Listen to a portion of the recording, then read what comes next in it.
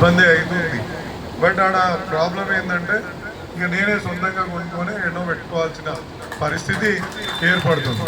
అదేవిధంగా అన్న చెట్ల విషయం చెప్పిండు. చెట్ల విషయానికి వచ్చినప్పుడు ఇదే సమస్య, మనకు జాగ సమస్య. మళ్ళీ మన గలీలలో రోడ్ వేయమన్నప్పుడు మనం ఈ కాంపౌండ్ వాళ్ళ నుంచి ఈ కాంపౌండ్ వాళ్ళ దాకా మనకు రోడ్ వేయమని చెప్పి రిక్వెస్ట్లు, అయ్యా మా రోడ్ విడి తింటే అంటే లేలే అన్న నాకు ఎమ్మెల్యేకి కార్పొరేటర్లకు అందరికి వచ్చి ఆ వినతి పత్రం ఇస్తారు. ఏమని ఈ కొంచెమే కదా, ఒక ఫీటే కదా ఏపీ అన్నారు.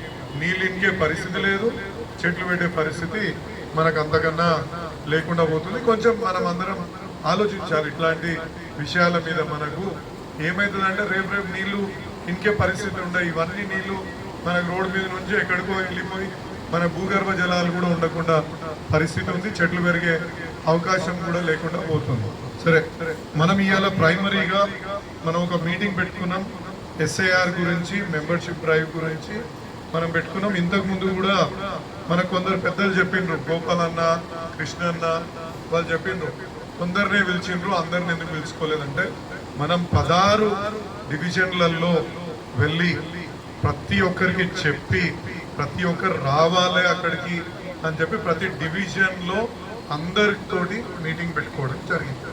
కాదంటే ఇప్పుడు ఏమవుతుంది, రేపు నాకు కూడా ఎమ్మెల్యే మీటింగ్ అని ఎమ్మెల్యేని మన కేసీఆర్ గారు పిలుస్తాడు. మీరు అనవచ్చు ఇక ఎమ్మెల్యే ఉండా మరి మేము ఓటర్లు వద్దా అని అనవచ్చు. మరి అందరం కూడా అట్లా పోతే 4 కోట్ల మందికి ఏడ సభ పెడతారు చెప్పు చక్క పెట్టడానికి అవకాశం ఉంటుందా? సో అప్పుడప్పుడు ఏమవుతుంది అంటే కొన్ని ఒక మనం సీనియారిటీ బట్టి, ఉత్సాహంగా పనిచేసే వాళ్ళని బట్టి మనం ఇట్లాంటి యువకులను కూడా ముందుకు తీసుకురావాల్సిన అవసరం ఉంటుంది. కాబట్టి అట్లా అందరికీ అవకాశం కల్పించాలనే ఉద్దేశంతో మనం ఇప్పుడు ఏంటంటే ఒక డివిజన్లో బూత్ లెవెల్, అంటే ఇంతకుముందు బూత్ కాదు, అది ఏమంటారు, వార్డు మెంబర్లను ఎట్లయితే ఉంటుండేనో ఆ ప్రకారంగా ఈ కొనాకోరు, ఆ కొనాకోరు, ఈ కొనాకోరు, ఈ కొనాకోరు అనే విధంగా మనం అట్లా ఒక ఆలోచన చేసి ఇలా పిలవడం తప్ప ఎవరిని అవమానం చేయాలనో ఎవరిని ఇబ్బంది పెట్టాలనో కాదు. రేపు కేసీఆర్ గారు అన్న, కేటీఆర్ గారు అన్న మనం పిలవాలి. ఇప్పుడు ఆయనతోటి మీటింగ్ పెట్టుకోవాలి. ఈసారి హల్వాల్లో చేద్దాం అనుకుంటున్నాం. ఈ చెప్పే ప్రతి ఒక్కరికి వాళ్ళు చెప్పిన వాళ్ళు సరే చెప్పినప్పుడు అందరూ సప్పట్లు కొట్టిండ్రు, మంచిగానే ఉంది. మా చందన్న బాగా ఉత్సాహంతో సప్పట్లు కొట్టిండు. రాములన్న చూసిన ఆడ మా ఆది అన్న కూడా ఓ కరెక్ట్ ఎమ్మెల్యేకి బాగానే సొంత పెట్టిర్రా ఇల్లు అనేటట్టు ఫీలింగ్ పెట్టేసిండు. ఇక్కడ మా అత్త అయితే ఆగుతలేదు, ఇక నవ్వే ఇక అట్లా మా అత్త సంగతి అట్లనే ఉంది. మా ఆశ అక్క కూడా అట్లనే నవ్వుతుంది. కాదంటే విజయ్ అక్క ఏమనలే, మా వర్షక్క కూడా అసలు ఏం చెప్పిండ్రు ఎమ్మెల్యే మీద అని చెప్పేసి ఫుల్ ఎంజాయ్ చేస్తుంది. నేనే ప్లీజ్ ఇప్పుడు మధ్యలో మాట్లాడకండి దయచేసి. మళ్ళీ ఏదైనా ఉంటే మళ్ళీ నువ్వు నాకు వచ్చి చెప్తువే, సపరేట్గా నేను ఎడికి పోతాను. కానీ నేను అనేది ఏంటంటే ప్రతి ఒక్కరిని ఇప్పుడు గత 10 ఏళ్ళల్లో ఎప్పుడన్నా ఇట్లా సభలు పెట్టి ఎవరికన్నా మైక్ ఇచ్చి మాట్లాడమనే అవకాశం ఇచ్చిండ్రా? డివిజన్ వారీగా మీటింగ్ పెట్టి మైక్ ఇచ్చి మాట్లాడమని చెప్పిండ్రా? I believe in democracy. అంటే మనది ఇది ఒక డెమోక్రటిక్ ఉండాలా, ప్రతి ఒక్కరికి అవకాశం ఇవ్వాలా. ఏదో మనం చెప్పి 2 వీడియోలు పెట్టుకొని హంగామాలు చేసి వెళ్ళిపోతే పద్ధతి కాదు. ప్రతి ఒక్కరికి అంటే నేను ఇంతకుముందు ఒక నాయకునితో లక్ష్మణ్ తోటి మాట్లాడుతుండి ఫలానా నా ఎలక్షన్ టైంలో వీళ్ళు పనిచేసిండ్రు బ్రదర్, ఈ పని చేసిన వాళ్ళు మళ్ళీ నాకు కనిపించట్లేదు, మీరు రాగద్వేషాలకు పోకండి, ప్రతి ఒక్కరిని బయటికి పిలవండి, ప్రతి ఒక్కరిని ముంగడు తీసుకురండి అని పదే ప్రతి ఒక్కరికి చెప్పడం జరుగుతుంది. ఒకసారి నేను పిలవచ్చు, ఒకసారి నేను పిలవకపోవచ్చు. నేను ఒకరిని ఇప్పుడు మా కాటన్ రాజన్న నేను పిలుస్తలేను అనుకుందాం. కాటన్ రాజన్న కూడా నన్ను కూడా ప్రేమించాలి కదా. ఆయన బీఆర్ఎస్ నాయకుడు, నేను బీఆర్ఎస్ నాయకుడు. మరి అట్లా లవ్ 2 సైడ్లు ఉండాలన్నా ఒక సైడే ఉండాలన్నా? 1 సైడ్ ఉంటుందా? సరే నేను పిలుస్తలేను, మహేష్ని పిలుస్తలేను. మరి ఉపేంద్ర అడిగి నవ్వుతున్నాడు, నన్ను కూడా 2 సార్లు పిలవలేదని కంప్లైంట్ ఇచ్చిండు. విక్రమ్ కొత్తగా ఉత్సాహంగా పాల్గొంటాడు. సరే నేను ఏదో సందర్భంలో నేను మర్చిపోతా, నాకు అంత లేదు. బట్ మీరు కూడా నన్ను అంత ప్రేమించాల్సిన అవసరం అది ఉంటుంది కదా. ఉండాలా ఉందా? వెంకట్ నీ పేరు చెప్పగానే వెంకట్ నారాజు అట్లా. ఇప్పుడు మా రాజాను ఉన్నాడు, నేను పిలవకుండా పిలిచినా నేను ఉన్నా అని చెప్పి నన్ను ప్రేమించని ప్రతిసారి మా రాజాన్ని వస్తాడు. అట్లా చేసుకోవద్దా మనం? నేనే పిలుస్తేనే అదేమంటారు కనెక్షన్ అవుతుందా? మీరు కనెక్ట్ చేయరా? అదేం ప్రేమనే? ఏం మళ్ళన్నా అప్పుడెప్పుడు అలిగితీవి నువ్వు కూడా, నేనేదో పేరు పెట్ట విలువ లేదు అని అలిగితీవి. మరి ఎట్లా నేను ఎట్లా చేయాలి? ఇంతమందిని ప్రేమించాలి, నేను ఒక్కనే కదా. నా ఇంట్లో కూడా ఆడ ఉన్న ఆమె కూడా కూర్చొని ఉంది కదా, మరి ఎంతమందికి జాగియాడా? మీరు కూడా జర ప్రేమించండి. ఇక వీళ్ళిద్దరిని చూస్తే అయితే వాళ్ళు మేమే మా అక్క శాంత అక్క తప్ప నాకు వేరే వాళ్ళు పుడుతున్నా. మరి నన్ను ప్రేమించమంటారు మళ్ళీ వచ్చి. ఎట్లా చేయాలి నేను చెప్పు? నువ్వు ప్రేమించినప్పుడు కాదు కేసీఆర్, నేను ఎమ్మెల్యే అయినాక ప్రేమిస్తారు మీరు. ఈ కండువ వేసుకొని వచ్చినాకనే కదా. అరే జర ఏదో కొన్ని తప్పు చెప్తారే ఇన్నూరు కదా. ఇక అన్నిట్లో అట్లా అడ్డం చెప్తే ఎట్లా అక్క? మీరు సీనియర్లు, జర నాకు కూడా అవకాశం. మీరు ఏదో పొడుగు చిన్న మాట్లాడుతుంటా నేను అట్లా అప్పుడప్పుడు. ఏం రాములన్న, ఇప్పుడు రాములన్న గుడి ఉంది, ఎంపీ అప్పుడు ఎలక్షన్ గుడికి పోయినా మళ్ళా పిలుస్తాడా? ఆయన ప్రేమ ఎన్నో ఉంటుంది. ఆయన ప్రేమ నన్ను ప్రేమించమని చెప్తే చేస్తాడా? చెయ్యడు. అట్లనే ఇట్లా ఇన్ని రకాలుగా ఉంటుంది. నేను మళ్ళా ఇవన్నీ గుర్తుపెట్టుకొని ప్రతి ఒక్కరు మాట్లాడాలా, యువకులు కొత్తగా పార్టీలకు రావాలా, ప్రతి ఒక్కరికి అవకాశం కలగాల అనేసి మైక్ నేను మాట్లాడకముందు మీకే మైక్ ఇచ్చి మీరు ఎక్స్ప్రెస్ చేయండి. మీ అన్ని నేను నోట్ చేసుకుంటా. తప్పకుండా ప్రతి ఒక్కరికి వాళ్ళ స్థాయికి అనుగుణంగా వాళ్ళని, ప్రతి ఒక్కరి స్థాయికి అనుగుణంగా వాళ్ళని నిలబెట్టే బాధ్యత నాది. కాదంటే ఇప్పుడు నేను నిన్న మొన్న ఎన్నో ఉద్యమకారుల మీటింగ్కి పోయినా, వాళ్ళు ఏదో కేసీఆర్ గారిని విమర్శించే స్థాయికి వచ్చేసారు. అసలు ఉద్యమం స్టార్ట్ అయిందే, మలి దశ ఉద్యమం స్టార్ట్ అయిందే కేసీఆర్ వల్ల. కేసీఆర్ గారు లేకపోతే మలి దశ ఉద్యమం ఏడికేంచి వస్తుంది? సో నేను అనేది ఏంటంటే అందరినీ ఇప్పుడు 119 ఎమ్మెల్యేలే ఉన్నారు. 4 కోట్ల మందిని ఎమ్మెల్యేలను చేసేస్తామా? ఇక 4 కోట్ల మందిని కార్పొరేటర్లను చేసేస్తామా? 4 కోట్ల మందిని జెడ్పీటీసీలను చేసేస్తామా? 4 కోట్ల మందిని ప్రెసిడెంట్లను చేసేస్తామా? సరే, స్థాయికి తగ్గట్టు వాళ్ళు ఏ విధంగా కష్టపడుతుండ్రు, ఏ విధంగా ముందుకు పోతుండ్రు, స్థానికంగా ప్రజల సమస్యలను ఏ విధంగా అంటే ఆ స్థానిక సమస్యలను ఏ విధంగా ఎదుర్కొంటున్నారు, అవసరమైతే ఏ విధంగా కొట్లాడుతున్నారు, మనం పత్రికా ముఖంగా ఒకరిని ఈ ఇబ్బంది పెట్టడం ఏ విధంగా తిడుతున్నాము, ఇవన్నీ కూడా బేరీ చేసుకుంటాం కదా. కొట్లాడేటప్పుడు ఒక 4 కొట్లాడతారు, కానీ మిగతా వాళ్ళు రమ్మన్నప్పుడు ఎప్పుడైనా వస్తారా? ఎవరినైనా విమర్శించుకున్నప్పుడు మరి ముందుకు వచ్చి విమర్శించే వాళ్ళు ఎంతమంది ఉన్నారు ఇక్కడ చెప్పురు నాకు. ఇప్పుడు కాంగ్రెస్ ని విమర్శించాలి, బీజేపీని విమర్శించాలి, మరి ఎంతమంది విమర్శిస్తారు బ్రదర్స్? సరే, ఒక్కరిద్దరు చేయలేబడితే కాదు నేను అనేది. పార్టీల పరంగా మొత్తం ముందుకు వచ్చి, ఇప్పుడు మీరు ఒక షార్ట్ కట్ చూస్తుండ్రు బీజేపీ నాయకుల దగ్గర, మళ్ళీ కాంగ్రెస్ నాయకుల దగ్గర. పనంతా అయిపోయినాక వాళ్ళకి అధికారులు ఎట్లనో లీకులు ఇస్తున్నారు. లీకులు ఏమైనా ఒక చిన్న వీడియో పెట్టుకుంటున్నారు.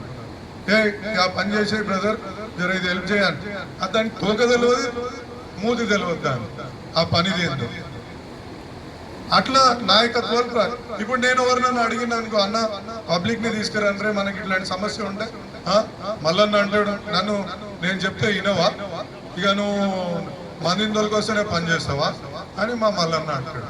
ఇక కోటేశ్వర వాళ్ళకి అయితే ఒక 6 నెలలు ఎటో వెళ్ళిపోయింది. ఆయన గుడి పని అయిపోయింది, ఇక ఆయన మాయమైంది. అట్లా ఇక నేను టవర్ ఎక్కినా అని మా శోభనన్న ఏమే మన భాస్కర్ ఈ మధ్య అలుగుతుండా లేదా మా అన్న మళ్ళా 2 సార్లు వాళ్ళు కరిగలేదని చెప్పి మళ్ళా. నేను అనేది ఏంటంటే ప్రతి దాంట్లో ఉందాం, మనం ప్రతి దాంట్లో ధైర్యంతో పోరాడదాం.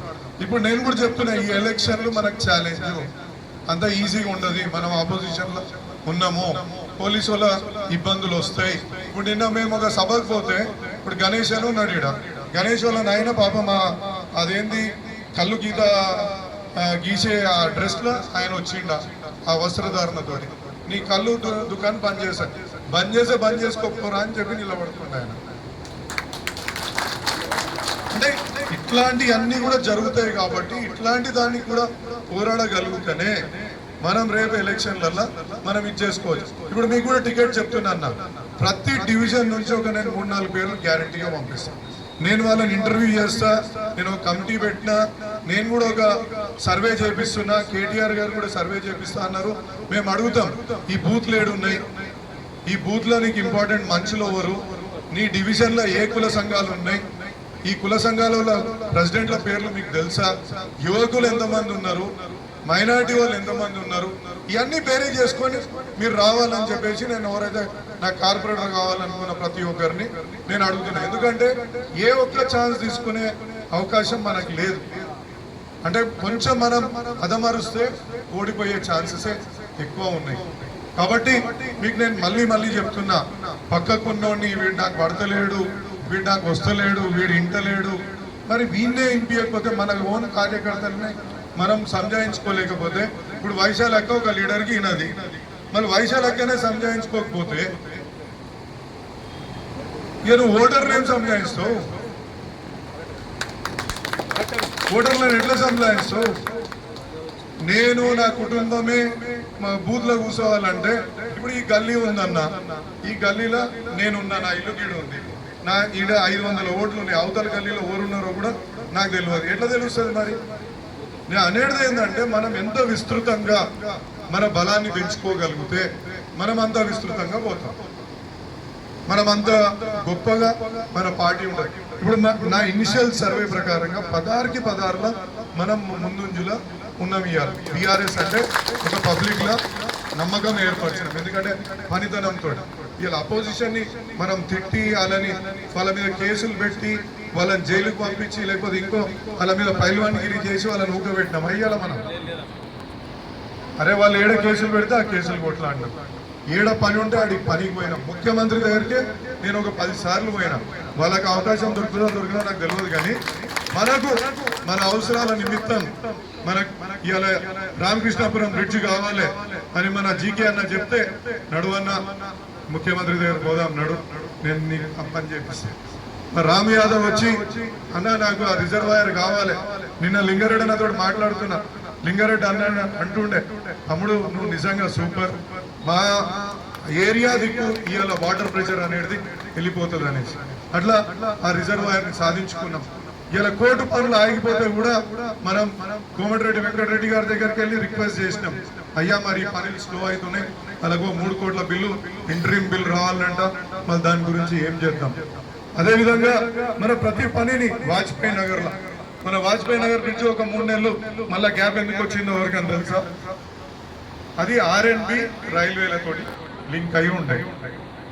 R&B వాడు అంటాడు, మాకు సర్క్యులర్ వచ్చింది ఫిబ్రవరి 28 తారీఖు రోజు ఈ సంవత్సరంలో, మేము ప్రతి ఒక్క రింగ్ రోడ్ కి లోపల ఉన్న మా మొత్తం రోడ్లని GHMCకి అప్పచెప్పాలి మేము, కాబట్టి ఈ పనిని మేము చేయము అని వాళ్ళ అధికారి వచ్చి మాకు చెప్తాడు.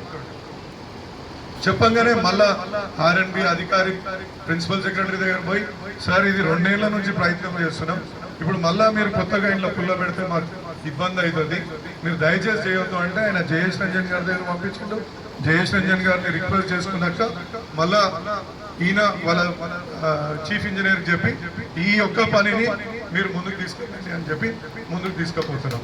ఇలా వినాయక్ నగర్లో 100 ఫీట్ల రోడ్ తోటి వాళ్ళు ప్రపోజ్ చేస్తే అసలు ఆ వినాయక్ నగర్ ముఖ్య చరిత్రమే మారిపోతుంది. చందన్న మొన్న చాలా మందిని పట్టుకొచ్చిండు, మా పరశురామ్ రెడ్డి అన్న తీసుకొచ్చిండు, కృష్ణన్న తీసుకొచ్చిండు, వాళ్ళందరూ తీసుకొచ్చిండ్రు. ఆడికి తీసుకొచ్చినాక చెప్పిండ్రు, అసలు నీకు వినాయక్ నగర్ మెయిన్ రోడ్ అనేది ఇక లేదు, ఒకవేళ ఆ బ్రిడ్జ్ వస్తుంది దాన్ని ఏ విధంగా కుదించాలా, ఎంతవరకు తక్కువ కావాలా మీరే చర్చించుకొని రండి అని మనం చెప్పినాం. వాళ్ళు పోయినరు, మాట్లాడుకున్నారు. తర్వాత 60 ఫీట్ల మినిమం 60 ఫీట్ల కంటే తక్కువ అయితే 30 ఫీట్లు అటు 30 ఫీట్లు రోడ్ సెంటర్ నుంచి అటు ఇటు కాదని ఫరీద్ భాయ్ కూడా మనం చెప్పి వాళ్ళతో మీటింగ్లు పెట్టుకోండి, వాళ్ళతో మాట్లాడుకోండి, ఒకవేళ చేయమంటే దాన్ని ముట్టుకుందాం, లేకపోతే నేను దాని జోలికి రాను అని కూడా చెప్పడం జరిగింది. అంటే నేను ఎందుకు చెప్తున్నా అంటే, ప్రతి పనిలా ఇంత చిత్తశుద్ధితోటి ఓకే. మీకు ఒక పత్రికా విలేకరు నన్ను అడుగుతాడన్న, ఇదైతే క్లాసికల్ ఎగ్జాంపుల్ మనం పనిచేసే విధానానికి చెప్తున్నా. ఆయన ఏమంటాడు, నువ్వు మొన్న వక్ బోర్డు పోయినావు, వక్ బోర్డు పోయిండు, ఇదేదో సమస్య ఉందని నేను రాసిన, మళ్ళా రెండోసారి వక్ఫ్ బోర్డు పోయినాం. అరే మళ్ళా ప్రయత్నం చేస్తూ వక్ఫ్ బోర్డు పోయినాం. 3 సార్లు పోతున్నావు, 4 సార్లు పోతున్నావు, 5 సార్లు పోతున్నావు, 6 సార్లు పోతున్నావు. నేను ఏం రాయాలి అని అడుగుతుంటా ఆయన. నేను ఒకటే చెప్పిన, అధికారంలో మేము లేము.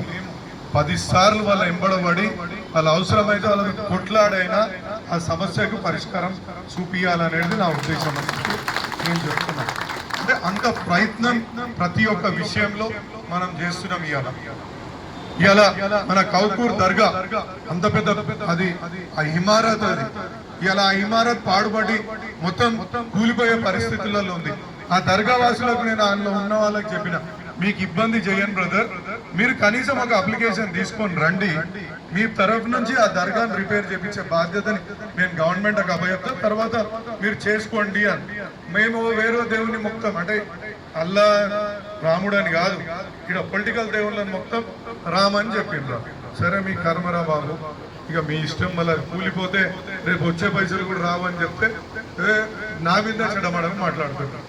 कैसा बोलता, अरे क्या उसको కూలిపోతే उर्दू में क्या बोलते, वो गिर गया तो ठीक है क्या, वो इमारत वैसी रहना ना. कभी अपना अभी आसिफ जाही का नहीं तो गोलकोंडा नवाब का उनका वो क्या निशानी तो रहना है ना, जो चारमीनार को कैसा प्रोटेक्ट करना है उसको भी प्रोटेक्ट करना ही नहीं करना है. तो वो बात समझा रहे, इसमें उन लोग कुछ और समझ में आ रहा हूँ. ये बात लेके गए. मतलब నేను చెప్పేది ఏంటంటే ప్రతి విషయంలో, ప్రతి బ్రిడ్జ్లు, రోడ్లు, ప్రతి దాంట్లో ప్రతి రోజు ప్రతి నిత్యం ఈడ అవైలబుల్, లేకపోతే ఆడికి రాలి. ఎవరు అంటారు నా పెళ్లికి రాలే, మేము పిలిస్తే దావత్ రాలే. మరి నేను మీరు ఇచ్చిన పనికే నేను కలెక్టర్ దగ్గర పోవాలి, మీరు ఇచ్చిన పనికే నేను కమిషనర్ దగ్గర పోవాలి, మీరు ఇచ్చిన పనికే ముఖ్యమంత్రి దగ్గర పోవాలి. మరి ఎన్ని పనులు చేయాలి? నేనైతే ఒక్కనే కదా, నేను ఎన్ని అవతారాలు ఇస్తాను చెప్పండి. సో కొన్ని మిస్ అవుతాయి. మళ్ళీ అప్పుడప్పుడు పిల్లాన్ని కూడా ఎడుకో బయటికి తీసుకోకపోతే ఆమె ఊకుంటుందా? ఇంట్లో అన్నం కూడా పెట్టే పరిస్థితి ఉండదు. ఇక నీకు అంతా ఆడే మల్కాగిరి ఆడనే పోయి ఉడుకో అంటుంది. మా అత్తున మా అమ్మ ఉన్నది కదా, ఆడపోయి ఆమె రూమ్ ఇస్తుంది, ఆడపోయి ఉడుకో అని చెప్తాను. ఇక అట్లా మరి ఇన్ని పనులు మీరు, నేను ప్రతిసారి కొందరు లీడర్లకు చెప్తుంటాను, మీరు పబ్లిక్ కూడా రండి. ఎందుకంటే మన ఆపోజిషన్ వాళ్ళు మేము చేస్తున్నామని ఒక చిన్న వీడియో పెట్టుకుంటున్నారు. ఇంకోటి బడ్జెట్ ప్రాబ్లమ్స్ ఉన్నాయి. ప్రతి ఒక్క పనిని మనం ఇమీడియట్లీ కంప్లీట్ చేయలేము. ఆ బడ్జెట్కి ఎవరు వస్తే వాళ్ళు ముందు మనం ముందుకు దోసేసి ముందుకు తీసుకుపోదాం అనేసి చెప్పినాం. ఒక మోసీన్ వచ్చి మా రాజీవ్ గాంధీ నగర్లో మాకు రేషన్ షాప్ కావాలి అని చెప్తే ఎన్నిసార్లు రిప్రజెంటేషన్ ఇచ్చినామో ఆయన అడగండి. అంటే ఇప్పుడు ఒక పత్రికా విలేకరికి ఏం రాయాలో తెలియకపోవచ్చు. ఇవాళ మా సతీష్ భాయ్ ఇవాళ ఒకరిని తీసుకొని వచ్చి అన్నాడు, అన్న ఇగో మేము ఈ ఇంటి పెద్ద చనిపోతే ఇంకా ఫైల్ మూవ్ అవుతలేదు అని చెప్తే దాన్ని ముందుకు తీసుకుపోవడానికి ప్రయత్నం చేస్తున్నాం. ఇవాళ పొద్దున మన నెరెడ్మేట జేజే నగర్ నుంచి పరిమిలకు వచ్చింది, యాప్రాల్ పరిమిలకు వచ్చి 2 అనాథ పిల్లలను తీసుకురండి అన్న. నువ్వు ఆ రోజు జగ్జీవన్ రామ్ గారు మీటింగ్ లో పెట్టి చెప్పినావు, నువ్వు ఆ జగ్జీవన్ రావు గారు మీటింగ్ లో ఏం చెప్పినావు, అనాథ పిల్లలకు 4,000 ఇస్తారు కదా, ఆ 4,000 రూపాయలకి నా దగ్గర 2 అనాథ పిల్లలు ఉన్నారని పొద్దున దొరికొస్తే ఆ అప్లికేషన్ చేసి ముందర తీసుకుపోతాం. 9th 10th క్లాస్ లో చెప్పినాం. ఒక్క లీడర్ అన్న తీసుకొచ్చిండా?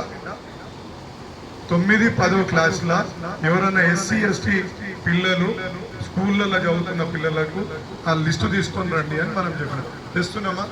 నేను అనేది బాధ్యత అనేది లీడర్షిప్ తోటే రాదే. ప్రతి ఒక్కటి మనం పట్టించుకోవాలా, ముందుకు పోవాలా. ఒకళ్ళు ఇక అది అర్థం చేసుకోండి. ఇంకోటి మీకు ఇది ప్రధానంగా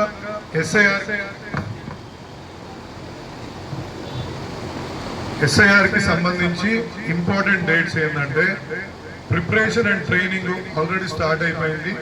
అంటే స్టార్ట్ కాబోతుంది. 15వ తారీఖు నుంచి 24వ తారీఖు వరకు వాళ్ళు BLOలకు BLAలకు మీకు ఏమైనా ట్రైనింగ్ కావాలా? ఇప్పుడు చెప్తున్నా, ఆరిఫ్ చెప్పిండు, మోసిన్ చెప్పిండు. దాని లెక్క ఎవరికైనా SIR మీద అవగాహన ఉందా?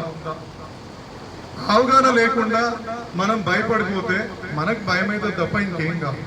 కాబట్టి ఈ డేట్లను కూడా మీరు ఇంపార్టెంట్గా నోట్ చేసుకోండి. మీకు మళ్ళీ మెసేజ్ కూడా నేను పంపిస్తాను. ప్రిపరేషన్ ట్రైనింగ్ మన BLAలు కానీ BLOలకు కానీ ప్రిపేర్ చేయడానికి 15వ తారీఖు నుంచి 24 జూన్ వరకు జరుగుతుంది. House to house visits 25 June నుంచి 24 ఆగస్టు వరకు, జూలై వరకు మనకు వాళ్ళ ఇంటింటికి వచ్చి ఓట్ల సేకరణ చేపడతారు. మళ్ళీ పబ్లికేషన్ 31 తారీఖు డ్రాఫ్ట్ పబ్లికేషన్ ఒకటి చేస్తారు.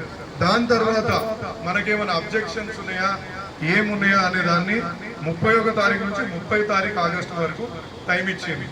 దాని తర్వాత ఫైనల్ ఫేజ్ పబ్లికేషన్ చేస్తారు. దాని తర్వాత మనం నెత్తి బండ కొట్టుకొని వాడు చేయడు. మీకు ఎందుకు చెప్తున్నా అంటే ఇంట్లో మా ముస్లిం సోదరులని నేను అప్రిషియేట్ చేయాలా.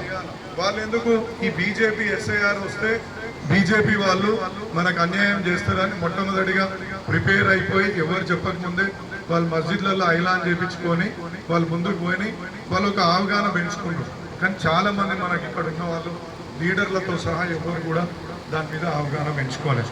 ఎందుకు చెప్తున్నామంటే 2002 ఓటర్ లిస్ట్. ఇప్పుడు ఇంతకుముందు ఒక సోదరుడు చెప్పిండు, మరి అప్పుడు అక్కడ అపార్ట్మెంట్లు కొత్తగా వచ్చినాయి, కాలనీలు కొత్తగా వచ్చినాయి, ఎట్లా మరి మనం అంత హోంవర్క్ అయితే చేయాలి కదా లీడర్లు అనుకున్నప్పుడు. మరి అదే హోంవర్క్ లేకపోతే ఎట్లా? మనకు 2002లో మన అమ్మ నాన్నతోటి తాత నాయనమ్మతోటి మనం మ్యాపింగ్ చేస్తా అన్నారు. అంటే ప్రోజినీ మ్యాపింగ్ అంటారు దాన్ని. ఆ ప్రోజినీ మ్యాపింగ్ ప్రకారంగా మనకు ఆ మ్యాపింగ్ చేసి నువ్వు ఎప్పుడు పుట్టినావు, మీ నాయన నీది ఓటు లేదు, మీ అమ్మ నాయన ఓటు ఉంది, సో అప్పుడు దాని కిందికి వస్తారు, లేదంటే మీది కన్నా పోతారు. సో ఎపిక్ నెంబర్ ఆ ఫామ్ 6 నింపుకొని మీకు ఏదైనా కన్ఫ్యూజన్ ఉంటే దాని మీదనన్నా మనం ముందుకు తీసుకుపోవాల్సిన అవసరం ఉంటుంది. మీకు అవసరమైతే వాళ్ళు చాలా హోంవర్క్ చేసిండ్రు కాబట్టి నేను ఆరిఫ్ని, रहमतनी, मोहसिननी, ఇంకా మన అమీన్ భాయ్ आपके तरफ भी कोई करे थे उनको भी ఒక టీం లెక్క పెడతా. మీరు ఏ అవకాశం ఉన్నా వాళ్ళ నంబర్స్ నేను మెసేజ్ ద్వారా పంపిణీ చేస్తా. మీకు మా జావేద్ కూడా చేసిండు అట్లా ప్రతి ఒక్కరిని నేను వాళ్ళని పెట్టి ముందుకు తీసుకుపోయేటట్టు మీరు వాళ్ళకి ఏ డౌట్స్ ఉన్నా అడగండి. ఇంకొకటి మా మురుగేష్ అన్న ఒక స్పెసిఫిక్ డౌట్, ఈడ ఒకటి ఉంది, ఆడ ఒకటి ఉంది, ఈడ బూత్ ఉంది, ఆడ బూత్ ఉంది, ఆ 2224 ఏదో చెప్పిండు. నేను ఏమంటున్నా అంటే ఇంకోటి, మీకు ఏదైనా ఇబ్బంది స్పెసిఫిక్గా మీకు ఏమైనా ఇబ్బంది ఉంది, మీకు స్పెసిఫిక్గా ఇగో ఈ బూత్ ఈడ పక్కకు పోయింది, ఎందుకు చెప్తున్నా అంటే జెడ్సీ నాకు 10 సార్లు ఫోన్ చేసి మీరు స్పెసిఫిక్గా తెప్పియండి, మీది నేనే కరెక్ట్ చేసి ఇస్తా. ఎందుకంటే మన మల్కాజ్గిరి డివిజన్కి ఈఆర్ఓ ఆయన్నే వెయ్యేనా ఈఆర్ఓ అట్లా, మళ్ళీ మన జిల్లాకి మన కలెక్టర్ గారు ఉంటారు. అంటే నేను ఇప్పుడు నేను ఎట్లా పని చేస్తానని మీకు తెలుసు. ఒక చిన్న డౌట్ ఉన్నా, మీకు చిన్న ఇది ఉన్న స్పెసిఫిక్, ఇలా వర్షది ఇక్కడ ఉంది లేదు, మా గోల్డ్ అక్కది ఉంది లేదు, అట్లా మీరు స్పెసిఫిక్గా ఆ నంబర్ తోటి ఈ ఎపిక్ నెంబర్లో 2 బూత్ల కన్ఫ్యూజన్ వస్తుంది అనేది అట్లా పేరుతో సహా మీరు స్పెసిఫిక్గా తీసుకురాగలిగితే జెడ్సీ వాళ్ళతోటి మనం ఇవన్నీ స్టార్ట్ కాకముందే మనం కరెక్ట్ చేయించుకోవచ్చు. అంటే ఇంత ప్రోయాక్టివ్గా మనం మీకు ఎప్పటి నుంచి బిఎల్ఏలు ఇవ్వమని చెప్పి మనం చెప్తున్నాం, ఒక 1 ఇయర్ నుంచి చెప్తున్నామా. ఈ ఎస్ఐఆర్ది నేను అప్పుడే గమనించుకొని బిఎల్ఏలు అవసరం అవుతుంది అనే ఉద్దేశంతో ముందు నుంచే మీకు చెప్తున్నా. ముందు మీరు ఇష్టమైనట్టు ఏదో లిస్ట్ ఇచ్చిండ్రు, వాళ్ళ ఓటే లేదు, కొందరు ఒకటే బస్తీ నుంచి 4 ఇచ్చిండ్రు, ఇంకో బస్తీల నుంచి లేదు. ఇప్పుడు మనం జూబ్లీ హిల్స్ కూడా ఎలక్షన్కి పోయినాం, ఎవరిని పట్టుకున్నాం అపార్ట్మెంట్ల దగ్గర, వాచ్మెన్లను, హిస్టరీ కొట్టేటోళ్ళను. మరి మీకు దొరకరా అట్లా? వాళ్ళని మన కార్యకర్తలను చేసుకోలేమా? మనం చేసుకోవచ్చు కదా, వాళ్ళని కూడా కార్యకర్తల లెక్క చేసుకోండి. 4 సార్లు తిరగండి, వాళ్ళతో కూడా 4 సార్లు వాళ్ళని హలో హాయ్ బాయ్ చెప్తే వాళ్ళు కూడా మనం అరే పలకరిస్తున్నా బాయ్ పోవచ్చు అని చెప్పొచ్చు అనేది. మీరు అట్లా ఒక ప్లానింగ్లో పోతే మంచిగా ఉంటుంది అనేది. ఇంకోటి ECI.net ఇట్లా आपको नाम दे देता हूँ, मैसेज लगा के इम्पोर्टेंट डेट्स, थोड़ा कोई भी किसी को कुछ भी तकलीफ है थोड़ा उसका करने के लिए थोड़ा टाइम दे के आगे लेके जाओ.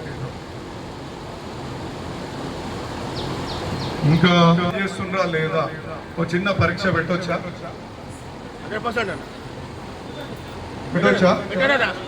ఎందుకంటే అరుంధతి హాస్పిటల్లో మన మల్కాజ్గిరి నుంచి 10,000 మంది ఇప్పటి వరకు ట్రీట్మెంట్ తీసుకున్నారు. అంటే రఫ్ ఫిగర్ ఇప్పుడు నేను చెప్పే నాటికి అది ఇంకో 11,000 కూడా అయిండొచ్చు.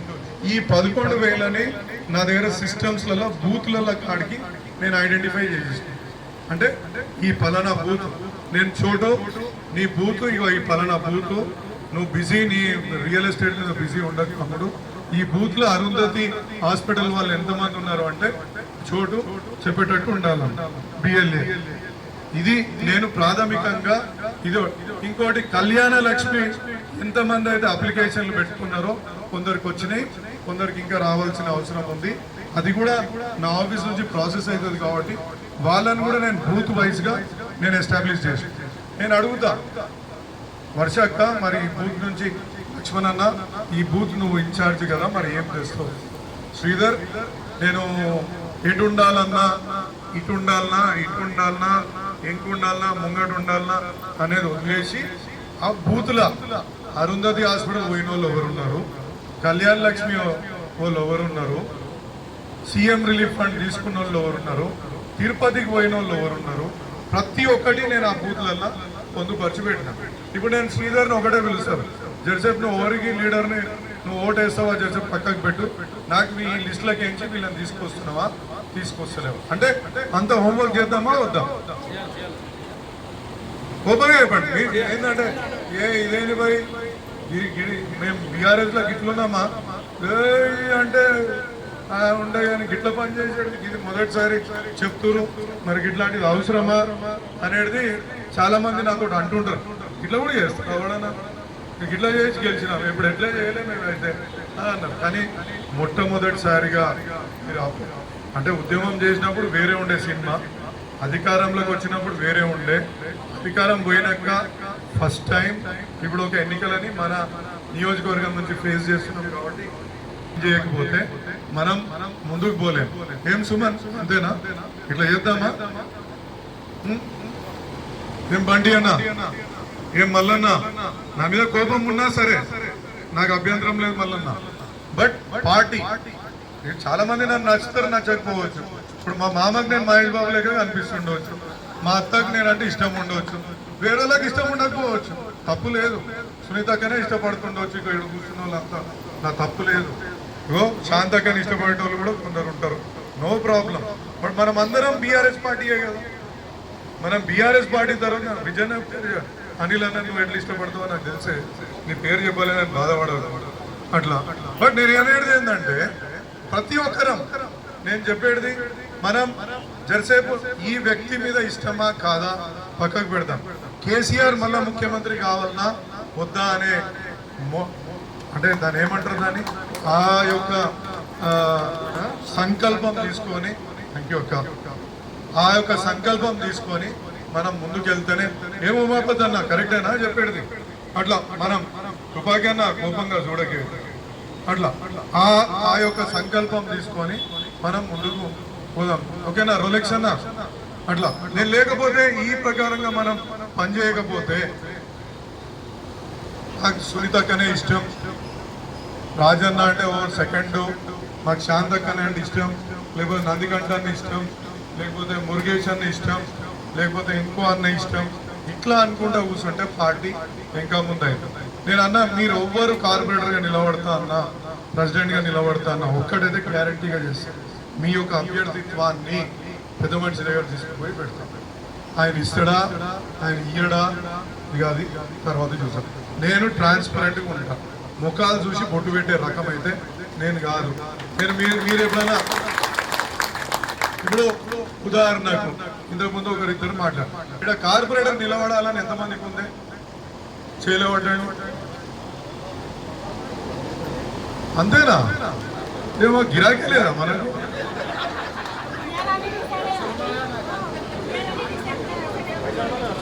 అట్లా డిసైడ్ అవుతాం అరే ఇష్టం ఉన్నారైనా చేయలేవట్టండి కదా ఇష్టం ఉన్నారు చేయలేవట్టాలితే తప్పేముంది ఏం శోభక్క అత్త నీకు ఇష్టం లేదా మరి చేయలేవట क्यारी पे कुछ भी नहीं हमारे पीछे ही रहते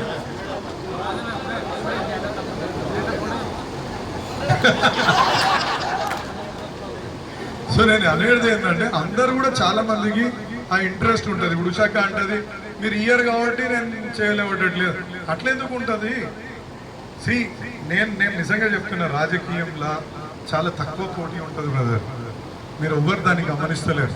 మనం ఎంత స్పీడ్గా పరిగెత్తాం అనేది, మనం కాంపిటీషన్ అందకుండా మనం ఏ విధంగా ముందుకు పోవాలనేది మనం ఒక ప్లానింగ్ ప్రకారం పోతే తప్పకుండా గోల్ కొట్టుకోవచ్చు.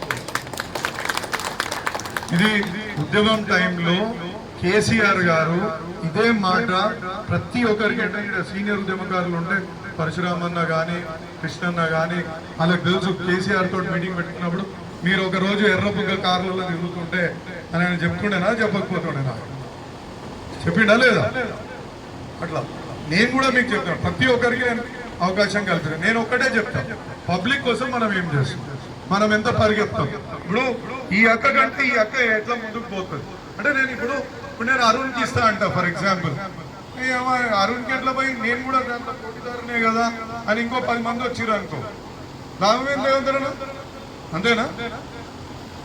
నేనది అరుణ్ మాట చెప్పంగానే అరే అమ్మ అరుణ్ ఇంట్లో ఉన్నాడు అరుణ్, లేకపోతే అందులో ఈ పని చేస్తాడు, పొద్దున్న లేస్తే 2 గంటలు ఆడ ఈ కాలనీ పోతాడు ఆ కాలనీ పోతాడు, కాంగ్రెస్ వాళ్ళు వస్తే తొడగొట్టి ఎదుర్కొంటాడు, చూసుకుందామరా అంటే చూసుకుందామంటాడు, ఆ ఇల్లు నిలబడతారా చూసుకుంటా అంటాడు, ప్రతి దానికి నిలబడతా అంటాడు.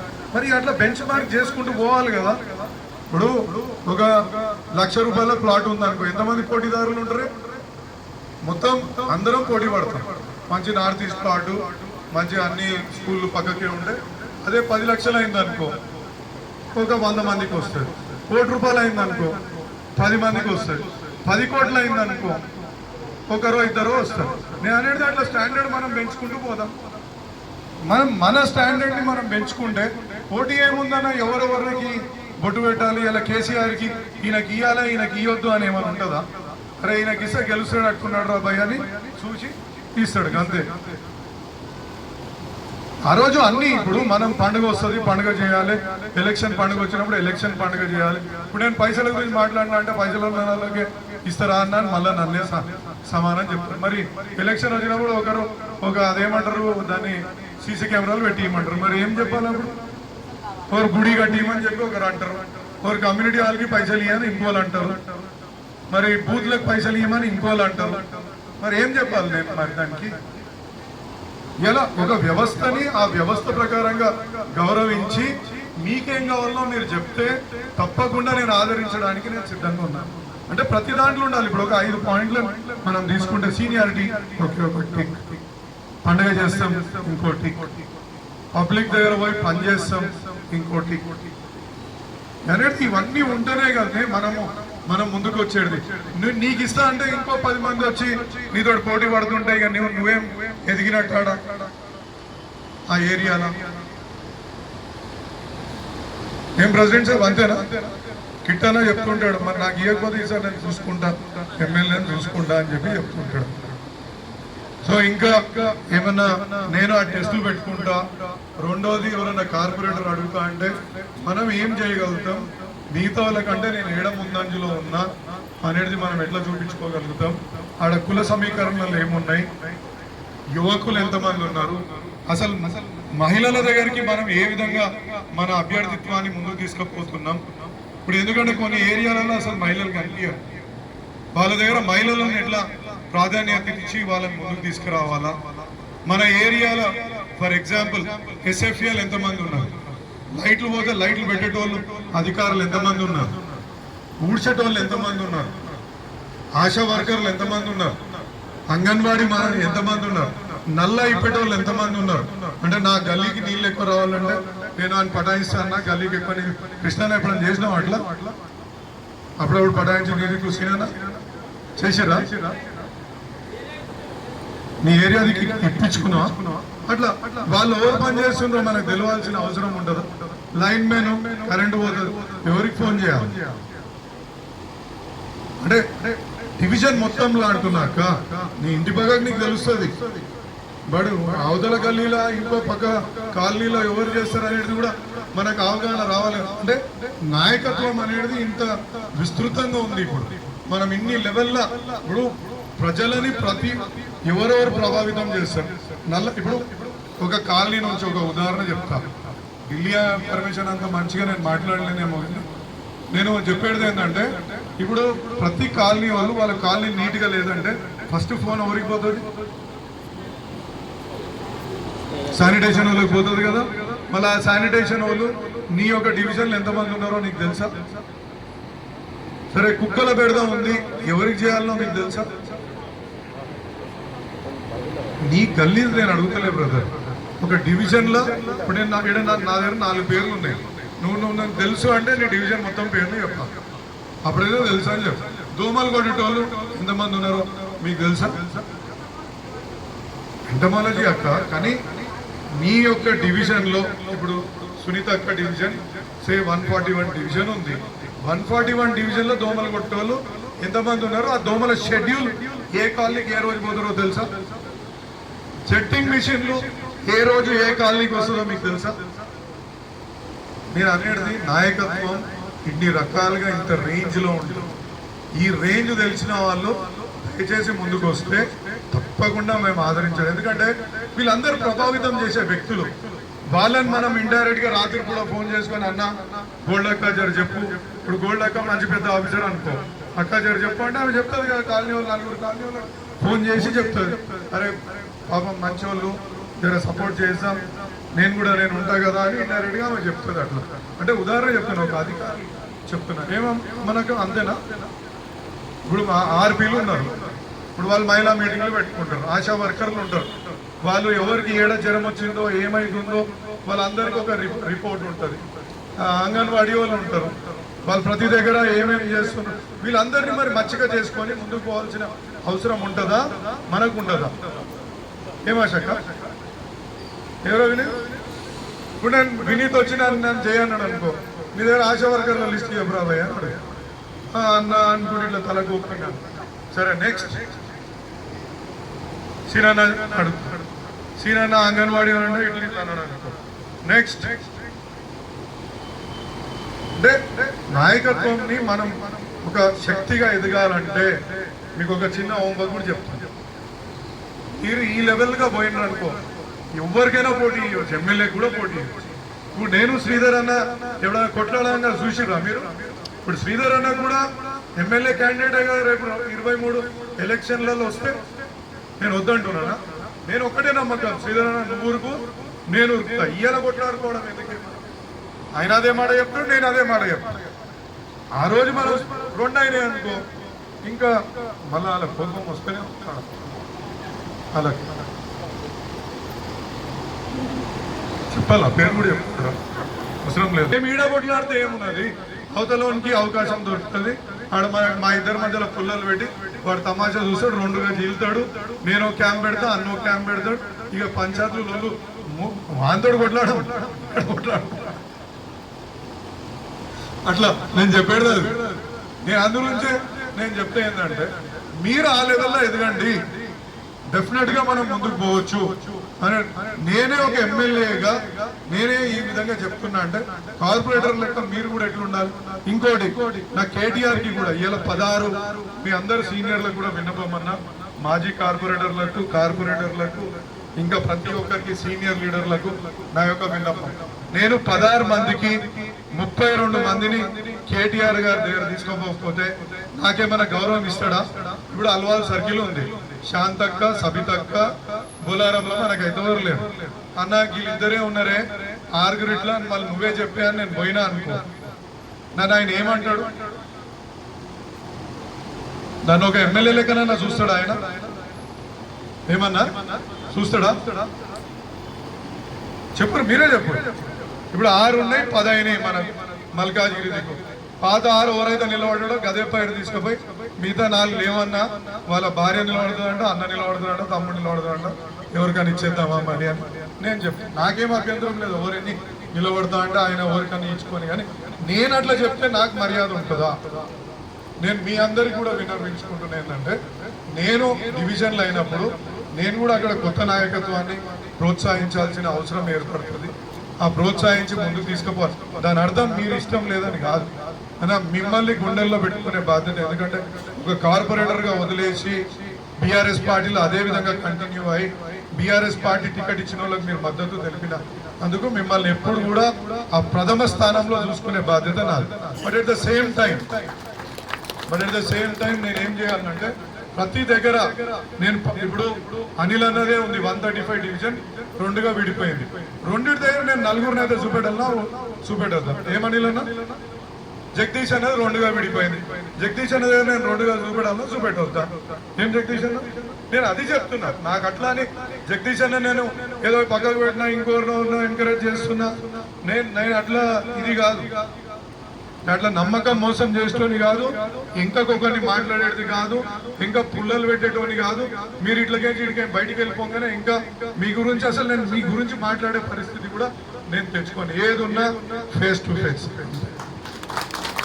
ఏం చంద్రశేఖర్ అన్న, నేను ఎవరు వలకరించినా వలకరియకున్నా ఈ ఎమ్మెల్యే అయితే వలకరిస్తూనే ఉంటాడు కదా. నేను అది చెప్తా, శంకర్ అన్న కూడా అదే చెప్తా. భయపడక, నీకు బాకీ ఉన్నా బాకీ తీర్చుకుంటా చెప్తుంటా. జర పైసలు రాలేదు, బిడ్డ పెళ్లి చేసినా ఎలక్షన్ నిలబడ్డా అట్లా. శంకర్ అన్న అయితే ఈ శంకర్ అన్న అయితే బావ కళ్ళల్లో ఆనందం కోసమే ఆయన జీవితం వెలిబుచ్చుతాడు అన్నట్టు ఉంటాడు మీ శంకర్ అట్లా. అనేది ఇప్పుడు మనం కొత్త వాళ్ళకి కూడా అవకాశం ఇద్దాం, ఉరికేటోళ్ళకి అవకాశం ఇద్దాం, పనిచేసేటోళ్ళకి అవకాశం ఇద్దాం. ఇప్పుడు ఇంత క్లియర్ గా ఎవరైనా చెప్తారా? సాడుకు ముచ్చట పెట్టుకుంటా, చెవులు కోరుకుంటా ఏముచక్క మహిళలను మూసపెట్టలేదని కాబట్టి మహిళలు మళ్ళీ ఏమన్నా ఆ రోజు ఈ అక్క వస్తలేదని మహిళా అధ్యక్షురాలు జర నన్ను సతాయిస్తుంది, నువ్వు ఎందుకు వస్తలేవు అక్క అని చెప్తే నా బాధలు నాకు ఉన్నాయని చెప్పింది కాబట్టి ఆమె వస్తలేదని ఆ రోజు మహిళను కూర్చోబెట్టలే. ఇంకో మా నిర్మల అక్కన ఆమె ఉద్యమకారురాలు నిర్మల. మీకు ఎప్పుడు దేనికి అన్న నా దగ్గర ఏమి సామ భేద దాన ఏ రకంగా కూడా నేను డిఫరెన్స్ ఇయ్యా, బట్ నేను ఇవన్నిటినీ కూడా ఉపయోగిస్తాను. మీకు ఒకటి తెలియదు, ఇవాళ చాలా మంది గతంలో కేసులు పెడుతుంటే ఎన్ని కేసులు తక్కువైనాయో మీరు చూసిండ్రు. ఎన్ని అరాచకాలు అవుతుండేనో, రాత్రిలో పోలీస్ స్టేషన్లకి లేకపోతుండే ఎన్ని తక్కువైనాయో మనం చూపిస్తున్నాం.